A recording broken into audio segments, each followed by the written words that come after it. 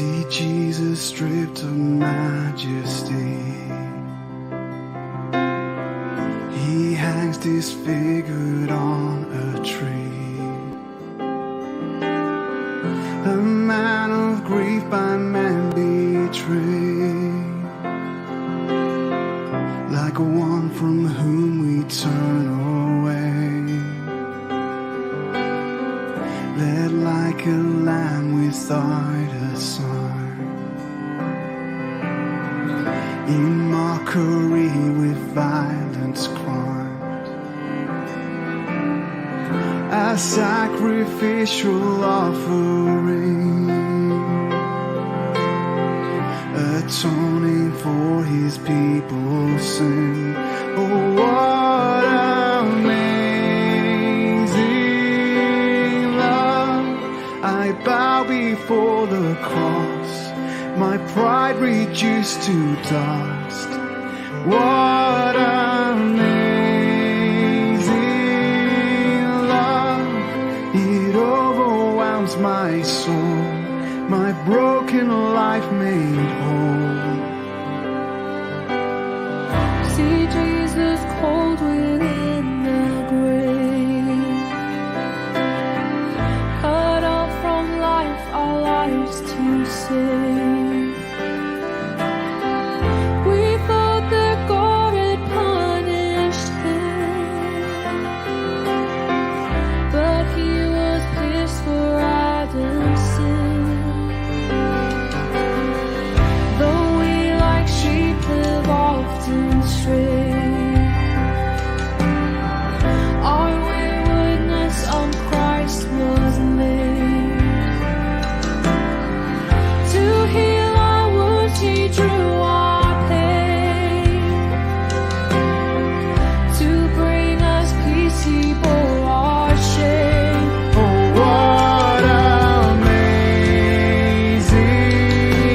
love! I bow before the cross, my pride reduced to dust. What amazing love!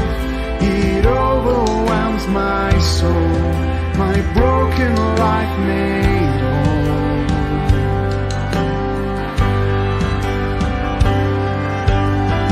See Jesus once again draw breath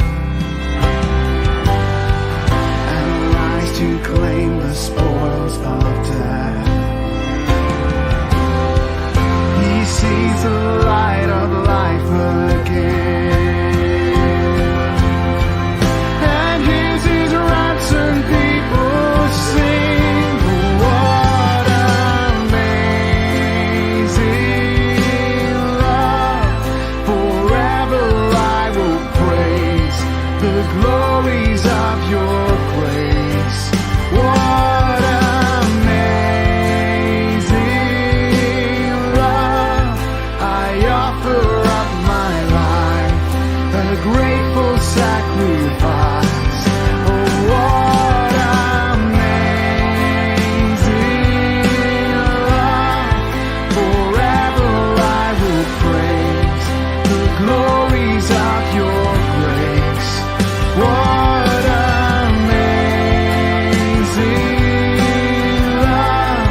I offer up my life, a grateful sacrifice for your amazing love. Your amazing love.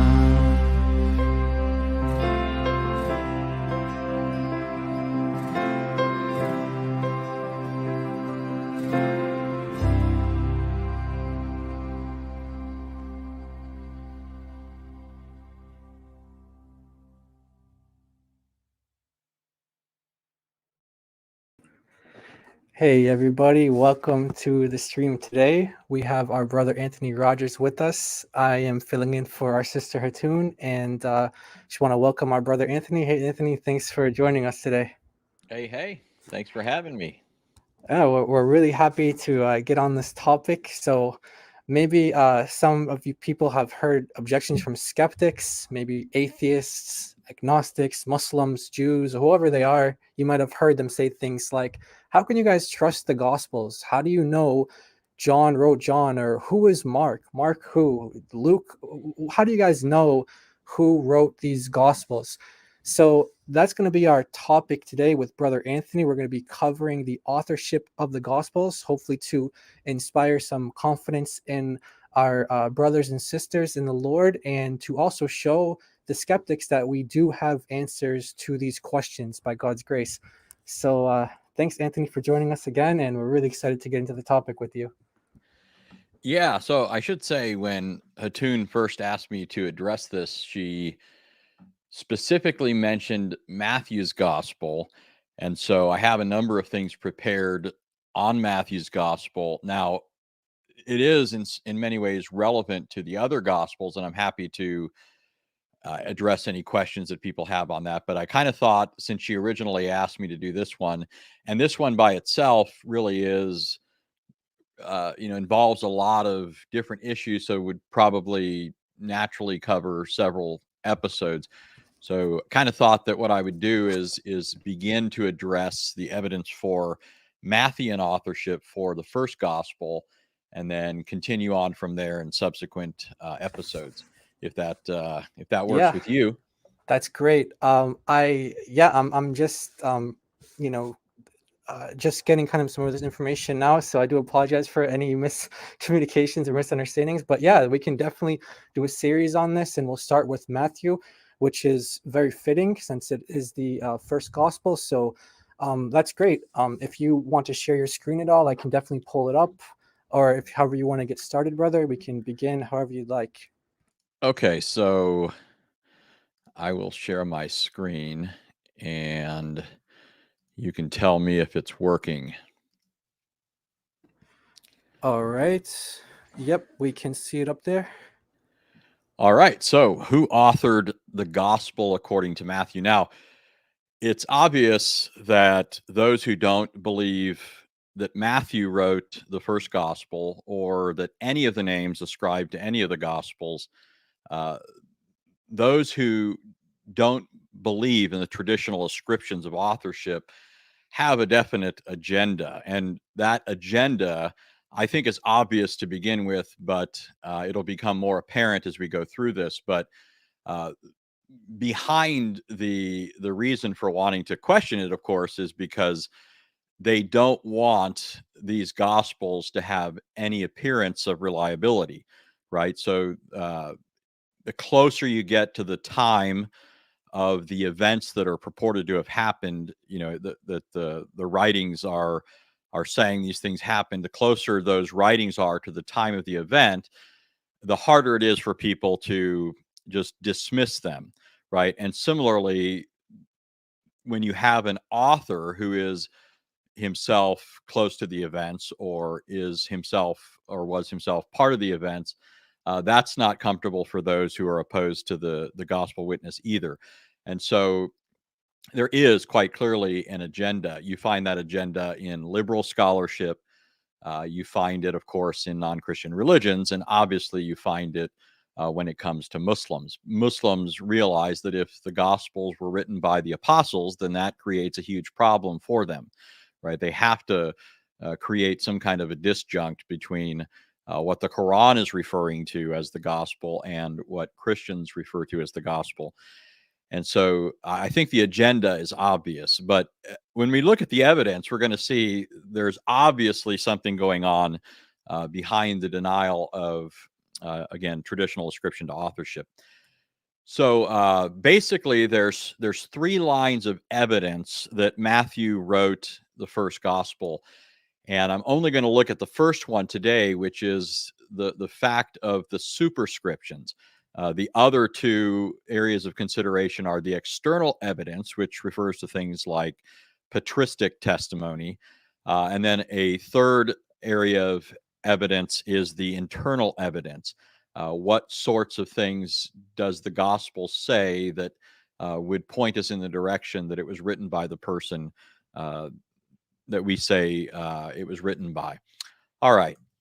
Now, before getting into the issue of the superscriptions, here's a quotation from D.A. Carson, Douglas Moo, and John Morris. These are three well-known, highly regarded New Testament scholars. And they point out, they say it's frequently asserted that the gospel commonly designated as Matthew's, like the other three canonical gospels, is anonymous. So they're saying this is a frequent assertion. Now, note what they say carefully here, because if you don't note what they say carefully, as well as continue on to how they conclude, you might make a false conclusion. But they say that is formally correct. That is, it is formally correct that the Gospels do not indicate who their author was. By formally correct, they mean that within the body of these writings, that is, within the narratives, there is no identification of who the author is, right? When you read Matthew's gospel, you don't read in its first sentence or anywhere from then on that Matthew is the author of the gospel. So they say that is formally correct. If the standard of comparison is, say, Paul's epistle to the Romans, where the opening lines of the agreed text designate both the author and the initial readers. There's nothing comparable in Matthew, Mark, Luke, or John. Okay, so what they're referring to here is the well-known and easily discernible fact that when you turn to the New Testament epistles, you routinely see that in the opening, in the incipit of those epistles, there's an indication of who the author is, as well as who the recipients are. That is, the one who wrote it and the one or ones to whom he is writing. Okay, and this is basically what you'd expect in something that is part of the epistolary genre, meaning epistles. When you write an epistle to someone, you indicate who you are and you address the people that you're writing to. That's not necessarily the case in other writings, okay, but it is the case in epistolary writings. So when you compare the Gospels to something like the epistles, there is this noticeable difference, okay? There's this formal anonymity with respect to the Gospels that you don't find in the epistles. But notice how they go on. Nevertheless, we have no evidence that these Gospels ever circulated without an appropriate designation, kata matheon, which is Greek for according to Matthew or the like. Now, this is what we're going to focus on, is this evidence regarding this statement, but I don't want to move on too quickly from this observation that the Gospels are formally anonymous, meaning, again, in the body of these writings, we don't find a explicit reference to who the author is, because there's actually something significant to be noticed here. Okay, this is a statement from Larry Hurtado. He, again, is a New Testament scholar, well known and highly regarded. He says, noting that many Old Testament books and several New Testament books are anonymous, he means, again, formally anonymous. They don't say in the body of these writings who the author was. He says, noting that many Old Testament books and several New Testament books are anonymous, David Ahn judged this a striking literary feature that nevertheless has been almost completely neglected. So Hurtado here is quoting another scholar, making the point that this is a striking literary feature that has been almost completely neglected. Now, why would David Ahn refer to this as a striking literary feature? Well, one thing to say before going on with the quote from Hurtado, there's more to the quote. One thing to say is everybody has to recognize that it would be problematic in the extreme if a book came into the hands of somebody and it really was anonymous. That is, they didn't know where it came from, they didn't know who wrote it. And the idea that you've got this religious community that's going to accept this bit of writing as though it's authoritative, reliable, and in fact the word of God, that just stretches credulity beyond the breaking point. There's just no, if I open my door in the morning and there's a book laying there and there's no reference to who the author is, I'm not going to pick it up and start saying, I'm not going to stake my eternal life on it, right? And even if the initial individual doesn't have those issues, he's not going to gather a significant number of people around that bit of writing unless he can do something. And in fact, just look at the history of the world's religions. They all try to tie the writing that they have to some authoritative individual. In some way, they want to demonstrate that it came through a reliable channel. Anyways, the quote from Hurtado goes on. For in the literary environment of the authors of the Gospels, the overwhelmingly customary practice was for authors of literary works, such as historical or biographical narratives, to identify themselves and claim credit for their work. So he's, again, remember, he's talking about formal identification or formal anonymity, right? That is, uh, the within the body of the writing, you would expect in works in the first century that were historical and biographical for the person to make some reference to themselves, right? It goes on and says this was often done as part of the formal prologues to their works.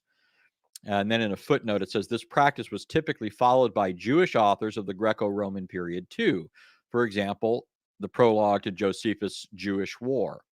Okay, so in the prologue of his account of the Jewish war, Josephus, the Jewish historian writing under the auspices of Rome, made clear that he was the author of the work. So in first century context, historical and biographical narratives did indicate who the author was.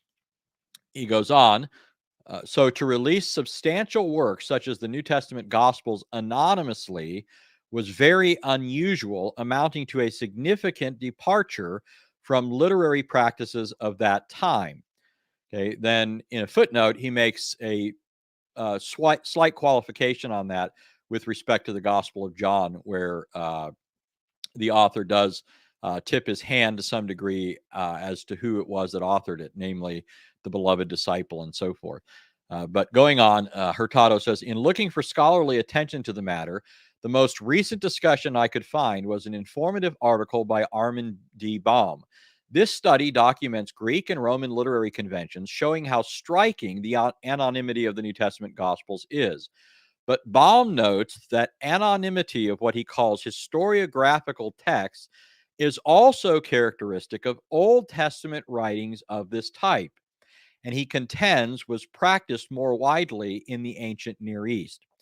Okay, so what Baum points out and what Hurtado is pointing out from Baum is that while it is striking that the Gospels don't formally identify their authors, and this is striking because it represents a departure from literary conventions of the first century, nevertheless, this is exactly what you find in the case of many Old Testament books.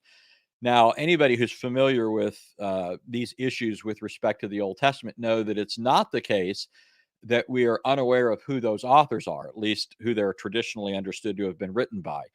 All those books are understood to have been written by a prophetic hand. So, for example, the books of Samuel written by Samuel and so forth. But they're still formally anonymous. And so, what Baum is pointing out is that the Gospels, in a context where it was otherwise normally the case that you would indicate who the authors are, it's striking that they depart from this. But it's also striking then to note that this is exactly the sort of thing you see in the Old Testament. And so, in effect, this shows something of the understanding of the authors of the Gospels that they were writing something along these sorts of lines. That is, they're writing as though these things are part and parcel of the history that is continuing from the Old Testament. All right. Hurtado goes on. So it appears that the authors of the New Testament Gospels may have been influenced by the pattern of authorial anonymity in the Old Testament narratives that they considered scriptures. Greek and Roman authors identified themselves, wishing credit for their works. Did the authors of the New Testament Gospels think it inappropriate to identify themselves as the authors of these texts, wishing instead to simply to foreground the contents and simply serve the message cause? That is, in other words, they're foregrounding the account more so than themselves. They're thrusting forward the person of Christ and what he did rather than themselves. And then Hurtado concludes, in any case, the evident individuality of the four Gospels reflects the work of four authors, but for whatever reason, They did not wish to foreground themselves, and that is noteworthy.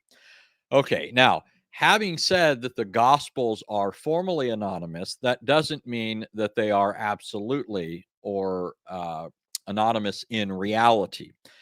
And here you have, let's see. Oh, wait, there's one other quote I wanted to read from Hurtado before I get into that.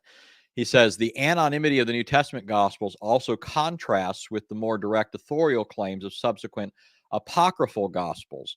For example, the opening lines of the Gospel of Thomas identify the text as the secret sayings which the living Jesus spoke as Judas Thomas wrote them. These later texts tend to claim some unique revelation or insight granted to this or that named individual and denied to all other disciples of Jesus.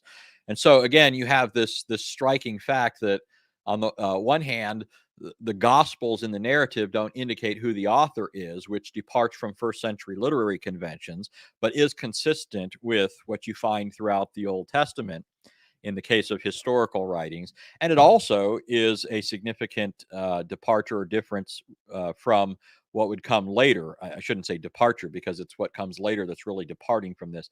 The later apocryphal gospels do go out of their way and try to ascribe these writings to some individual, okay, that would authoritative.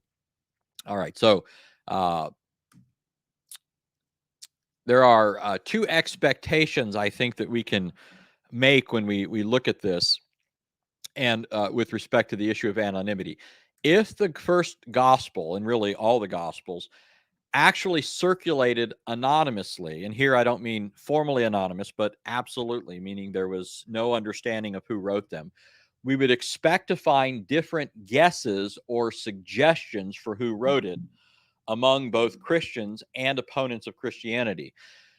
Now, as an example of this, one of my favorite early Christian writings is known as the Epistle to Diognetus.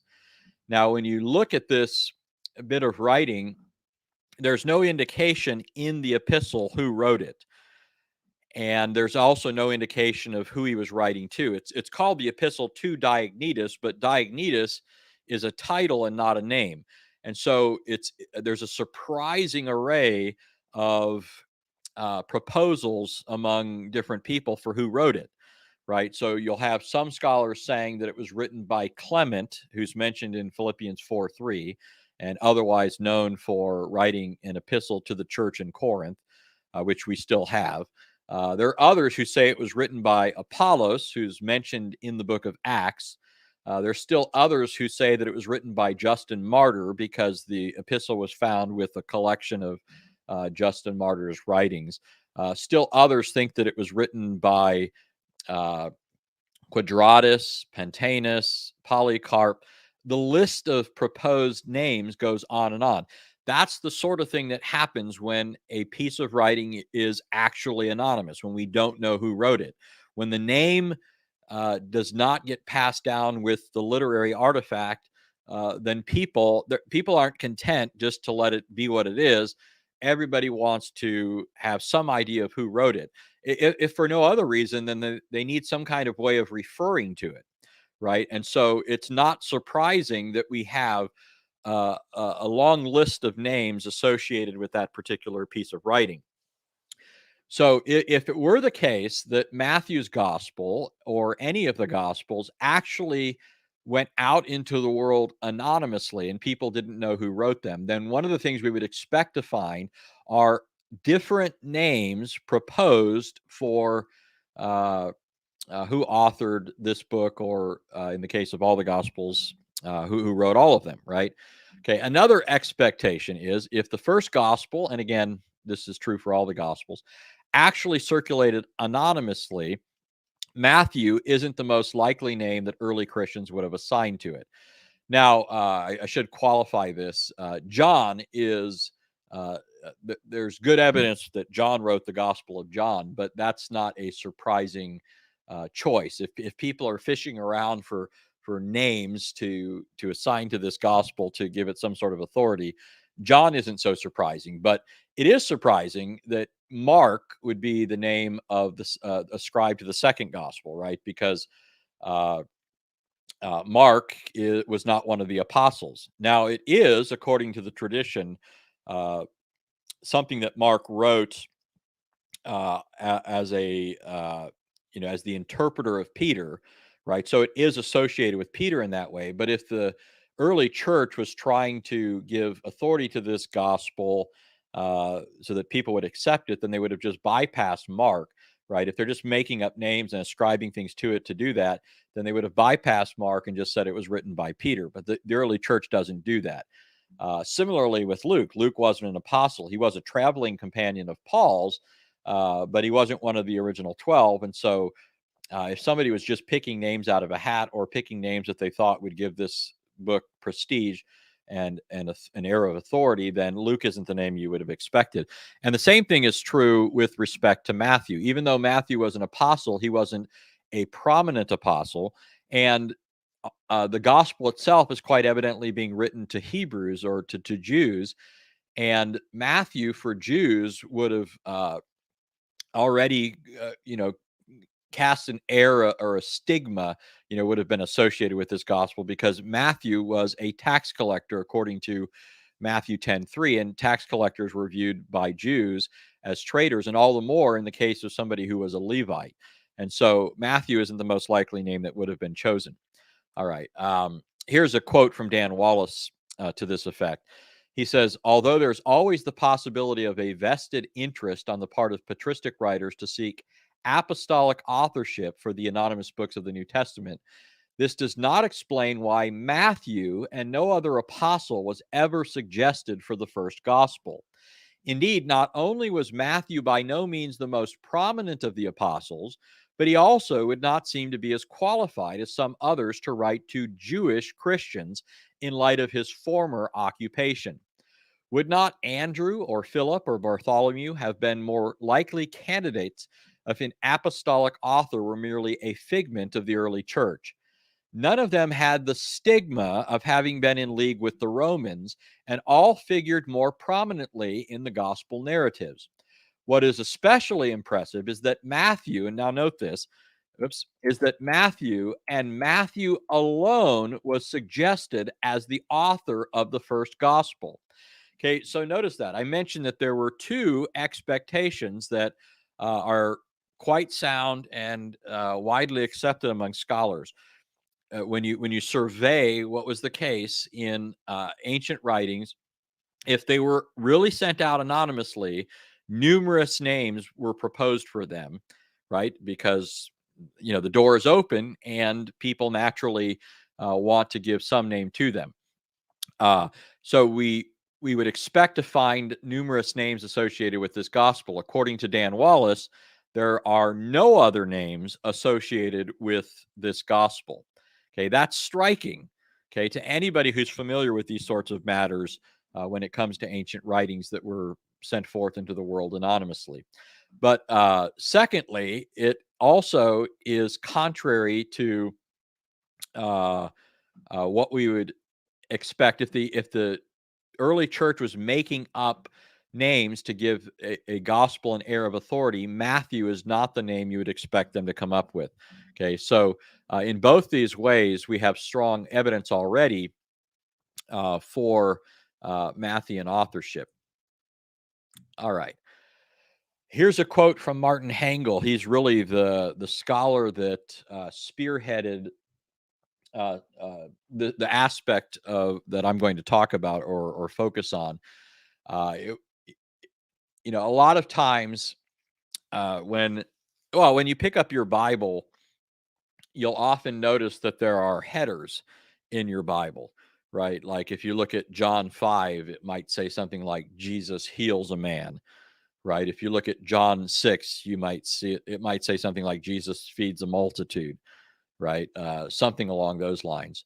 I think most people recognize that those aren't part of what was written. Those are just their kind of like verse numbers or chapter divisions. Those aren't originally part of what was written by the authors. Those were added to facilitate ease of reference, right? That's, when we want to refer to something in the Gospels, I'll say John 7, 8, and that immediately alerts people where I'm referring to in the gospel. Okay, so those are conventions that help us to navigate to certain places in the text and help us at a glance to know what's going on in that particular pericope. Okay, so that sort of thing is not part of what was written.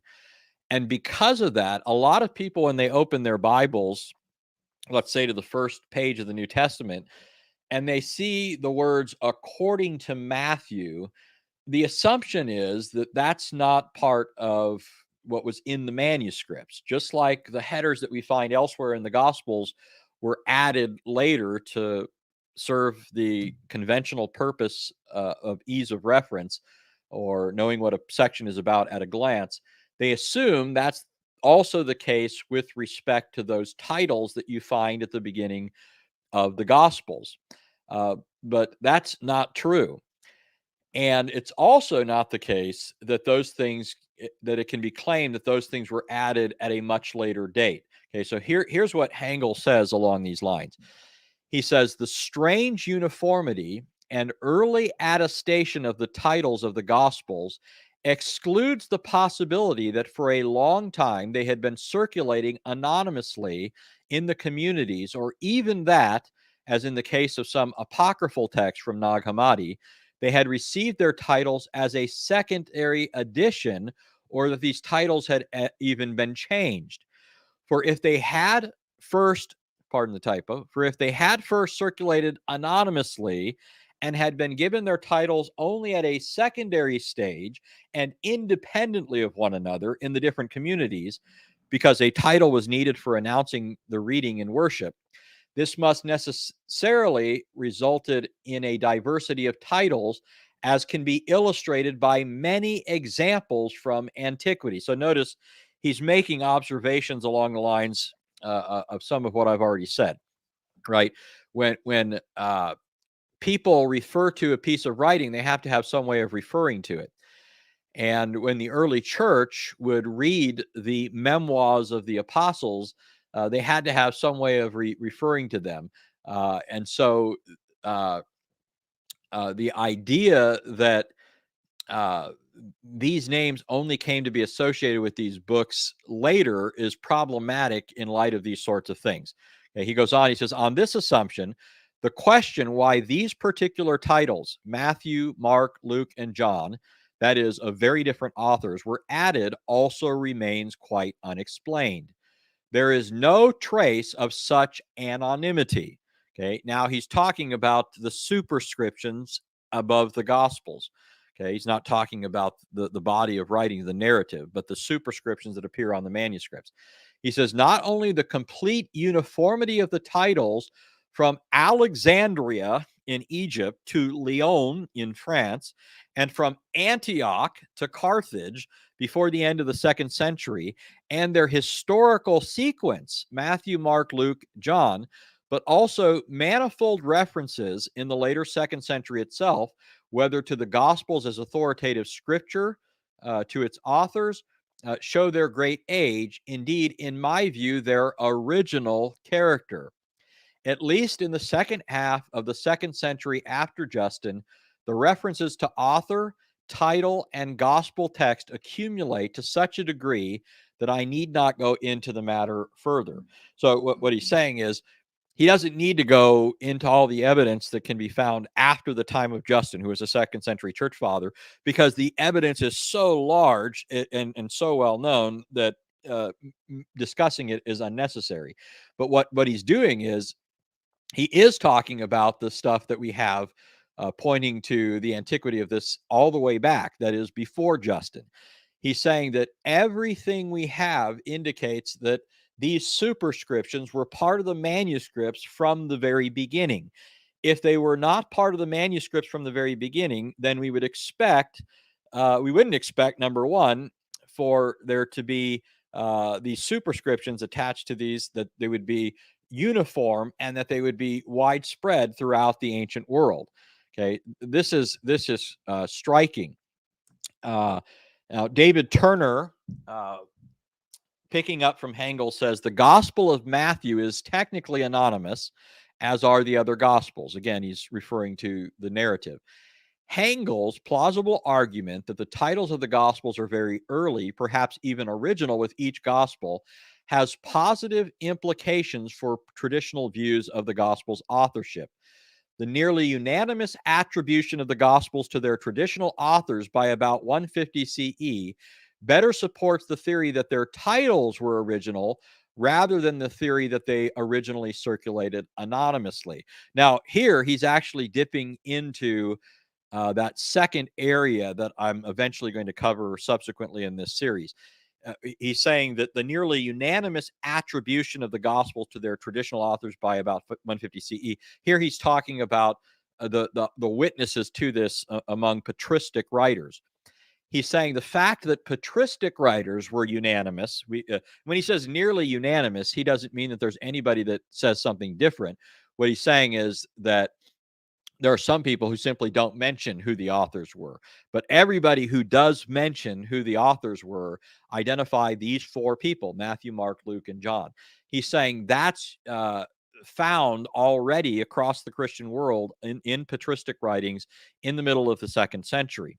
And he says this is consistent with the claim of Hengel that the evidence of the superscriptions uh, uh, being as uniform as it is and so forth, that these were all original and not merely early, right? Much less that they were, it points against, much less that they were added much later. All right. Carson, Moo, and Morris again say, until recently, most scholars tacitly assumed that the four Gospels first circulated anonymously and that the present titles were first attached to them about AD 125. Now, notice even this is significant, right? Even if it were the case that these titles were not given to them until AD 125, it shows that already that early the belief was that Matthew, Mark, Luke, and John wrote them, that this was universal, widespread, and uniform, such that they're putting these titles on the Gospels. But Carson, Moo, and Morris are actually pushing against this. They're saying until recently, that's what most scholars assumed to be the case. It says now, however, this consensus has been vigorously challenged by Martin Hengel. Hengel examines the practice of book distribution in the ancient world, where titles were necessary to identify a work to which any reference was made. In this context, he studies the manner in which 2nd century authors refer to the Gospels, calling to mind, among other things, Tertullian's criticism of Marcion for publishing his own Gospel, a highly truncated version of Luke without the author's name. Okay, so before I continue with this quote, let me just explain who Marcion is.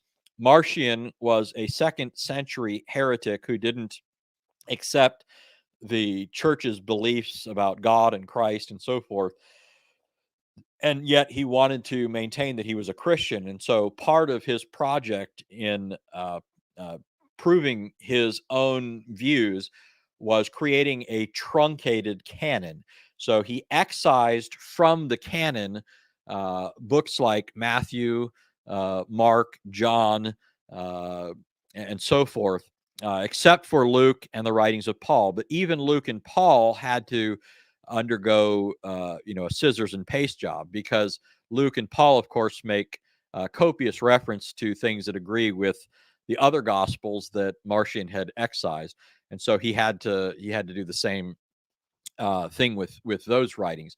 But once he did that, he knew that he couldn't simply say that this was written by Luke, because the evidence of Luke was on hand to everyone. And so instead, he just didn't put a name on his reworked version of Luke.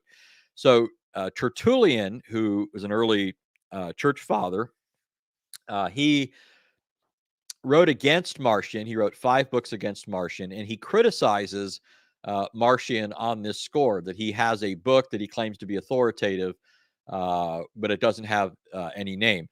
It says, Tertullian contends that, quote, a work ought not to be recognized which holds not its head erect, which gives no promise of credibility from the fullness of its title and the just profession of its author. So what he's saying is that unlike the canonical gospels, which do hold their head erect, right, that do at the outset indicate who their authors were. This is not the case with Marcion's truncated gospel, and Tertullian condemns it on this ground. That's one of his many reasons for repudiating it. Then Carson, Moo, and Morris go on. Hengel argues that as soon as 2 or more gospels were publicly read in any one church, a phenomenon that certainly occurred, he thinks, not later than AD 100, it would have been necessary to distinguish between them by some such device as a title. The unanimity of the attributions in the 2nd century cannot be explained by anything other than the assumption that the titles were part of the works from the beginning. It is inconceivable, he argues, that the gospel could circulate anonymously for up to 60 years and then in the 2nd century suddenly display unanimous attribution to certain authors. If they had originally been anonymous, then surely, pardon the typo again, there would have been some variation in the 2nd century attributions, as was the case with some of the 2nd century apocryphal gospels. Okay, here's David Turner again. He says, this gospel was ascribed to Matthew the apostle by the 1st quarter of the 2nd century CE. And there he is, first of all, referring to patristic testimony, but he goes on to say, the titles of noticeable ancient manuscripts, and he lists some of them there in parentheses. That first letter is the Hebrew letter Aleph, referring to Sinaiticus. The second is B, referring to Vaticanus, and so on. Okay, he says the titles of notable ancient manuscripts ascribe the book to Matthew. Okay, now here I'm going to just show you a website real quick if I can. And I'm not too far from being finished with, this area so we can take some questions. But here is a website. Let me blow that up. That gives you some of the manuscripts that are in view when Hengel and Carson, Moo, Morris, Turner, and others refer to the superscriptions. Okay, these aren't all of them. This is just one source that I found that's accessible online. And actually, when you look at, if you look at Greek text critical editions of the New Testament that have a apparatus at the bottom where it shows what the different manuscript witnesses have at certain places. A lot of those textual apparatuses are very sparse when it comes to the superscriptions. They they include some of the references, but they're hardly exhaustive, right? And this website is no different. It's hardly exhaustive. But here it shows a number of manuscripts that have the title Euangelion kata Mattheon. Okay, so this right here, Euangelion kata Mattheon, means the gospel according to Matthew. Okay, here's another form of the title, Euangelion kata Mattheon. The difference here is simply one of how they spelt Matthew on this particular manuscript. Here is another manuscript. It says Euangelion Hagion kata Mattheon, which means the holy gospel according to Matthew. Okay, but for the most part, the earliest manuscripts simply say kata Mattheon or Euangelion kata Mattheon. Okay, so this is the sort of thing that Hengel and others have in mind when they talk about the superscriptions to the Gospels. Okay, there's the website if those who are viewing this want a reference to some of those manuscripts. Here is just this is one manuscript. This is P4. It's Papyrus 4, so it's written on papyrus. It says this title sheet was this is just one of those. I just picked one out of the hat. And this is a statement made in Comfort and Barrett's book, Complete Text of the Earliest New Testament Manuscripts. It says this title sheet was probably produced around AD 175 to 200 because that is when it became stylish for scribes to insert a hooked comma, an apostrophe between double consonants, as here between the thetas. Here, they're just making an observation about writing style and certain practices, and they're saying that the evidence on this manuscript demonstrates that it was written towards the end of the 2nd century. Okay, referring to the same manuscript, this is from Simon Gathercole. He says the best conclusion may be to assign a date of late 2nd, early 3rd century. Now, okay, so that's just an example. By the way, Simon Gathercole, I didn't quote him here much, but actually he has an article, and I was looking for it earlier today, and I couldn't find it. You know what? I was actually reading that in preparation for the stream today, so I can share the link to that for anyone interested. Oh, excellent. That's great. You want me to stop sharing your screen? Yeah. Go ahead and Okay. do that. All right. Well, thank you so much for that presentation. That's very insightful and very informative. So I do encourage everybody to please go back once again. If you haven't been taking notes, please go back, listen again, take notes, take screenshots of the slides. I've been kind of looking through the chat to see if there's any questions. I haven't. Okay, we got one here. I want to really stay on our topic of Matthew, authorship of Matthew. I guess this is we can cover this if you're interested, brother. Was Matthew written in Hebrew, Aramaic, or Greek originally? If you want to cover that. Okay, so in the next episode, I plan to deal with this at greater length, because when you look at the external evidence, this is where you get the idea that Matthew could have been originally written in Hebrew, and that notion arises in Papias. Papias is a early Christian who was from Asia Minor, associated with the Apostle John, and his testimony to the authorship of the Gospels is significant. We don't have his actual statement from any writings of his that have come down to us, but we do have it quoted for us in Eusebius, who is the father of church history. So in the 4th century, Eusebius, in his ecclesiastical history, quotes Papias, who makes the comment that the 4 Gospels were written by the ones that we traditionally ascribe to them. But in connection with Matthew, he makes this statement that's variously understood and much disputed. He says that it was written originally in the Hebrew dialect, and then people interpreted it in various ways. Now, I'm not going to be as detailed here as I will be next time. So if you're especially interested in this, make sure to tune in then. But there's various possibilities as far as how we understand Papias' statement.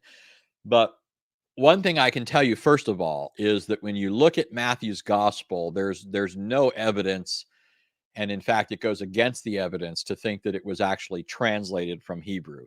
Okay, when one thing is translated from a language into another language, it bears the evidence of that. Now, this isn't to say that there aren't Semiticisms, that is, Hebrew idioms or ways of speaking, but that's the sort of thing that you can find in writings that were originally written in Greek. If it had originally been written in Hebrew, there are certain things that you would expect to come over into the Greek text that just isn't there. It's quite evident that it was written originally in Greek, and besides that, certain things in the gospel don't work if it was originally written in Hebrew. So there's no good reason to think, from looking at Matthew itself, that it's a translation of something that was originally in Hebrew. Now, how do we understand Papias' statement? Well, I'm not going to resolve this right now because it would take a lot of discussion. But one way that people have understood Papias' statement is to say that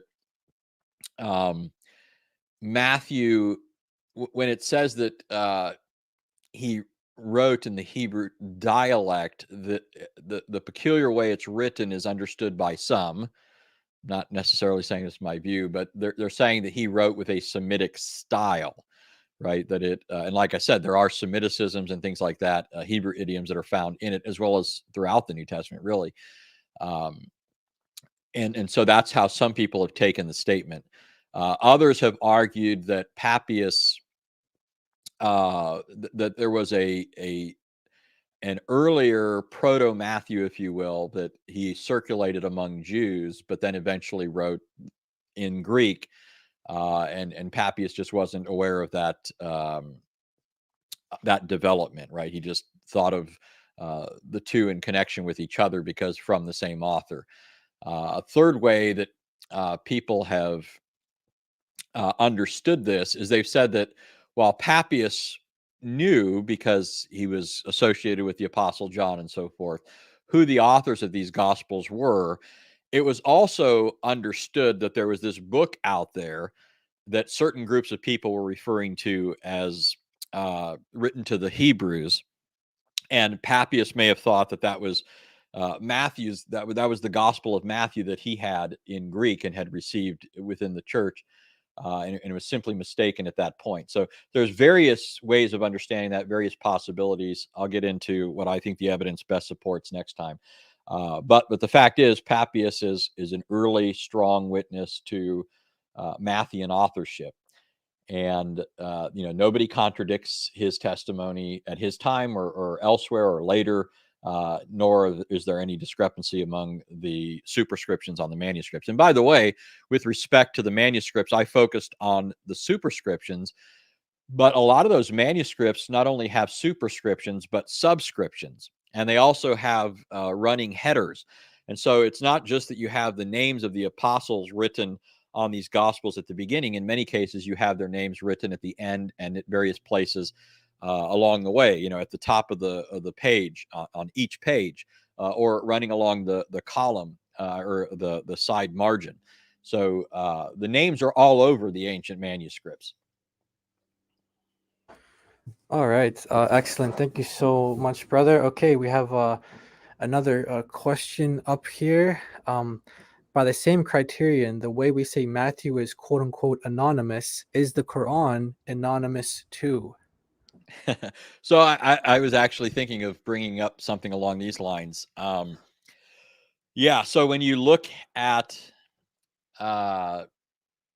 various surahs, first of all, Muhammad's name only appears 4 times actually in the Arabic text, right? Right, Jai?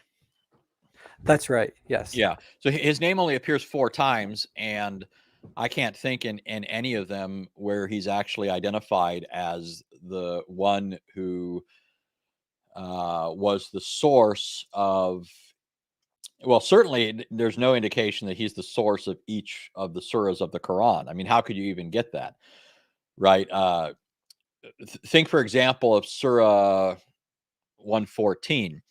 If there is a place in the Quran that mentions Muhammad's name and it calls him a messenger and speaks of him conveying Allah's words, how does that necessarily identify Surah 114 as one of those things that he conveyed? Right? It doesn't. Right? It's just not the case. You're not going to get from the Quran the idea that Muhammad was the one who is the source through, or the means through whom this message is communicated. All these surahs, right?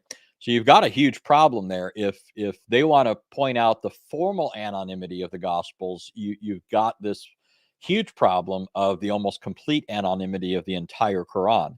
Now they might claim, well, we can turn to the Hadiths, but notice that the Muslims, I mean, all the stuff that goes into Hadith criticism here, now becomes a factor, right? This would mean that Allah's word rests on the evidence that we have from the Hadith, and so it would only be as strong as the Hadiths, right? It would only be as strong as the evidence we have for accepting certain Hadiths, and that's a whole morass of a problem in itself. All right. This is a little outside of the scope of your discussion today, but I'm sure you will be covering this in the internal evidence. This is a common one that you hear from Muslims, especially, that in Matthew 9:9, Matthew refers to a man called Matthew, and so the suggestion is that Matthew couldn't have been the author if he's referring to himself in third person. So, what do you say to that? First of all, that's just plain bad, right? I mean, a person telling a story can refer to himself in the third person. That's found throughout the Bible, not just the Gospels. It's, even when we're talking about books that are not anonymous. Think, for example, of Paul, right? In his correspondence with the Corinthians, he refers to himself in the third person. He says, there's a man, right, in Christ, whether in the body or out of the body, I do not know, but he was caught up to the third heaven, right? Most people think he's referring to himself there. That's that's just a common feature whenever somebody's writing a narrative, right? There's no reason that Matthew couldn't have written about himself in the third person. Jesus frequently referred to himself in the third person in the Gospels, right? He says, the Son of Man did not come to be served, but to serve and to give his life as a ransom for many. Is Jesus talking about some other person coming to give himself as a ransom for many? No, he's talking about himself. Now, obviously, Muslims don't think Jesus gave himself as a ransom, but that's irrelevant to what the Gospels are talking about, right? In the Gospels, Jesus is clearly saying that he was going to give himself as a ransom for many. Yeah, and I know that the Quran is full of these as well, except I'm sure you have a bunch of funny ones where Allah talks about first person, second person, and in the same verse as well. So Yeah, I mean, the first chapter of the Quran is, it doesn't begin with the word say, right? Which is normally Muslims claim that when it's preceded by the word say, this is Allah's speech, and he's telling Muhammad what to say, right? So everything in the Quran is Allah's speech, right? According to Muslims. Well, when you go to Surah 1, it doesn't have the word say, and it's just Allah speaking, and it's not indicated that this is Allah telling Muhammad what to say, even though everything in the Quran is supposed to be what Allah says, but then there are special statements that Allah tells Muhammad to say, right? That makes this distinction.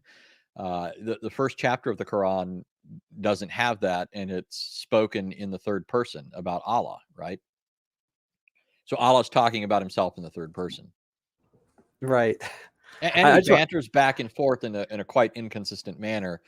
Muslims pretend this is part of its literary excellence, but uh, you often can't follow who's talking about who.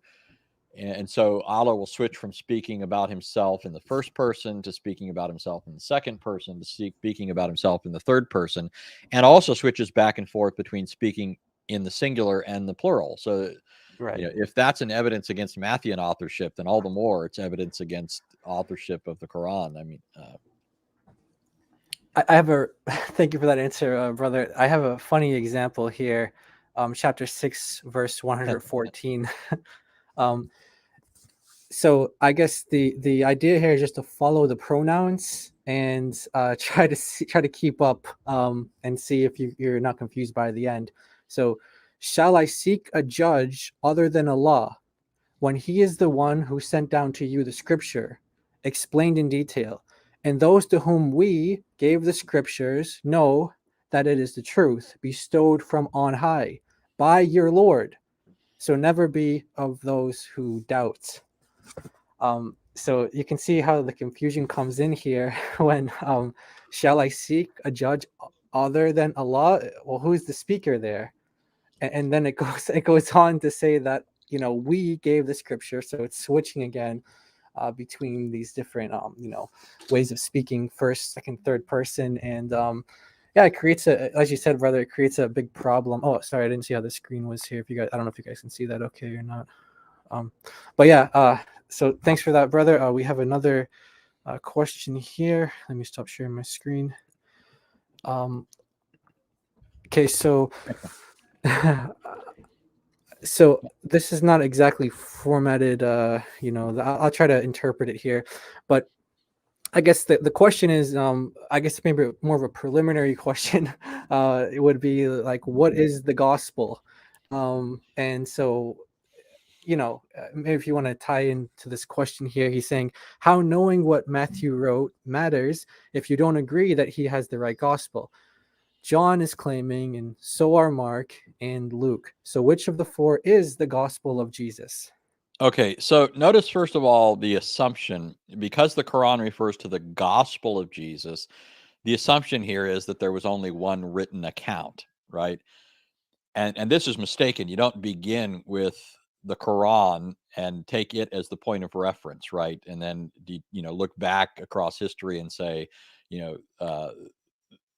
it's the Quran that's the criteria. I understand that Muslims believe the Quran is Allah's word and so forth, but if we're talking about why we should believe the Bible or why we should believe the Quran, that's not the rational way of proceeding, right? You don't begin with your assumption at the outset. And so from a historical perspective, we look at the history and then we see what lines up with the history, and the Quran just doesn't. If the Quran is claiming that there was only one written account, then the Quran is wrong, right? It is historically wrong. But here's the interesting thing. What I was talking about actually provides the answer to this. One of the things that Hengel brings out, as do numerous other scholars, is that the superscriptions on the Gospels are peculiar.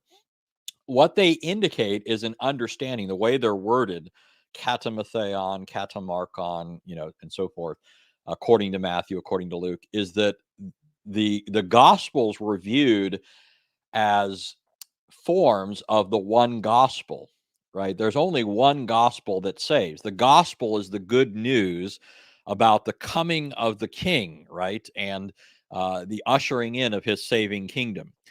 And the accounts of Matthew, Mark, Luke, and John are simply the various forms in which that is conveyed to us, but they're all purveying the one gospel. And so the early church referred to the four as simply the gospel, right? That's why the manuscripts are written the way they are. It doesn't refer to the gospels as such. It refers to the gospel of Matthew, Mark, Luke, and John. Right? There are four writings, but these are the writings of the one gospel. And so they would refer to it as simply the gospel. For example, if you look at Ignatius, he simply refers to the gospel when he's referring not to one written account, but to several.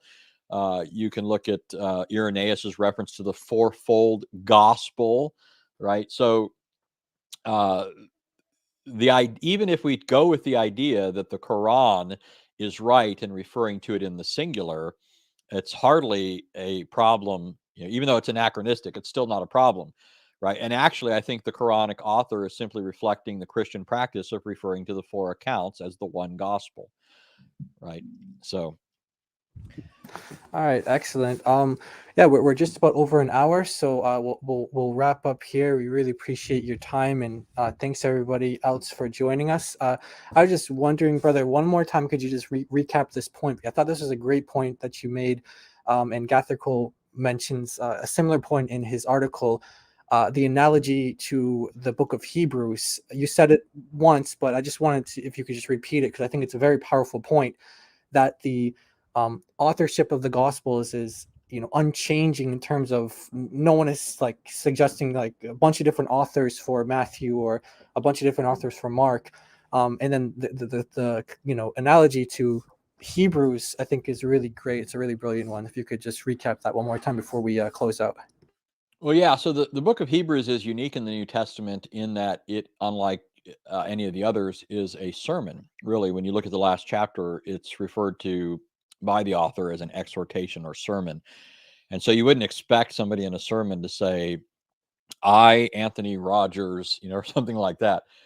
But it was known to the people who it was originally preached to and taken down by, but it wasn't considered necessary to preserve his name and so forth. But because of that, what happens is you have the book of Hebrews being associated with different people. Now, the most common person to associate it with is Paul, right? But there are different things that people observe that some people think mean that it couldn't have been written by Paul. Differences in style and so forth. Some of these there's arguments back and forth why this could be the case. For example, some differences in style could be accounted for by the fact that it's a sermon rather than an epistle, right? You don't preach the same way you write to somebody, and but the fact is, because it was circulated anonymously after its original reception, different names came to be associated with it. People have said Paul wrote it. People have said Luke wrote it. People have said Apollos wrote it. And one of the things this shows that is that the early church wasn't just making up names to give something an appearance of authority that it didn't really have.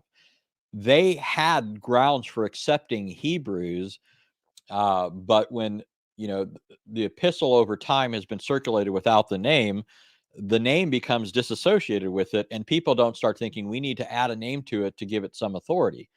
Right? Nobody ever adds a name on the, you might have it collected with the Pauline epistles or something like that, but nobody's pretending that they know it to have been by Paul rather than that they think there's good evidence that it was written by Paul, right? There's a difference between the Gospels being circulated from the beginning as the writings of Matthew, Mark, Luke, and John, so that their names become attached to all these Gospels and throughout the world, and a book that people think there's reason to think is from Paul, right?